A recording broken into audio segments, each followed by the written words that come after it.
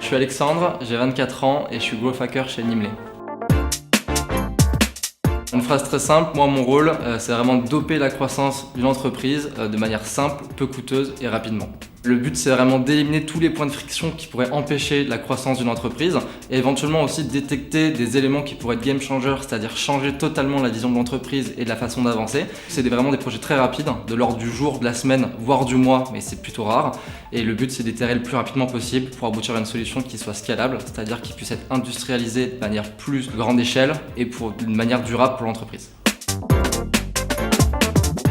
Dropbox ont décidé de faire un programme de referral ou de parrainage en fait, où à chaque fois qu'on recommandait un ami à utiliser Dropbox, on lui offrait de l'espace de données de stockage sur son cloud. Du coup, à partir de là, le referral a fait que de bouche à oreille, les gens se sont mis dessus et finalement, la communauté utilisateur a grandi exponentiellement et à la fin, Dropbox a connu le succès qu'il a aujourd'hui.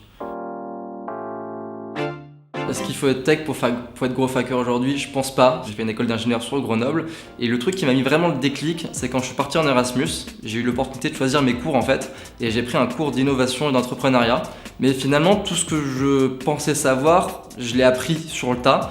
C'est juste ma manière de penser, mon état d'esprit, donc qui était assez structuré, assez organisé, un peu comme un ingénieur pourrait l'avoir. C'est ça qui m'a permis d'arriver à des solutions qui fonctionnaient et qui pouvaient avancer plus loin par la suite. Les gens avec qui je travaille n'ont pas forcément fait des écoles d'ingénieurs. Je suis un des seuls à en avoir fait une. En revanche, il y en a qui proviennent d'IUT, il y en a qui proviennent d'écoles de commerce, des business schools, qui proviennent parfois de la fac tout simplement. Et finalement, c'est plutôt leur état d'esprit qui les a amenés ici, sans pour autant être passés par une école d'ingénieur. S'il y avait 3 mots qui devaient résumer mon métier et un peu mon caractère, ça serait la créativité, la flexibilité et finalement le collectif.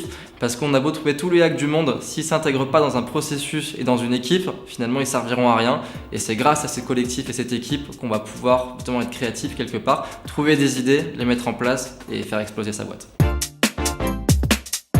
Ça peut être par exemple une équipe de type data qui va elle s'occuper de rassembler la donnée, de la traiter, de l'analyser. Ça peut être aussi une équipe de type contenu qui va rédiger tout ce qui est contenu pour les réseaux sociaux, aussi parfois pour les clients si on est par exemple dans l'emailing ou des choses comme ça. On a tout ce qui est équipe de développeurs qui peuvent du coup aider sur les aspects plus techniques comme des langages plus avancés ou directement coder du code ou des applications.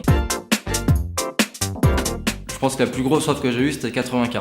Un growth hacker qui est bien payé aujourd'hui peut espérer 40, 42, 45.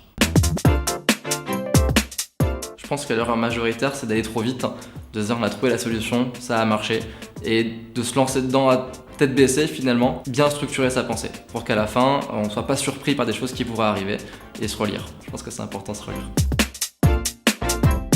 Ce qui est incroyable, c'est que tous les jours on a à faire une chose différente, c'est jamais la même chose, ça c'est vraiment top, et même quand les gens viennent te voir en te disant ce que tu as fait c'est top, ça nous fait gagner X minutes dans la journée, c'est un peu la consécration et on est très content de l'avoir fait au final.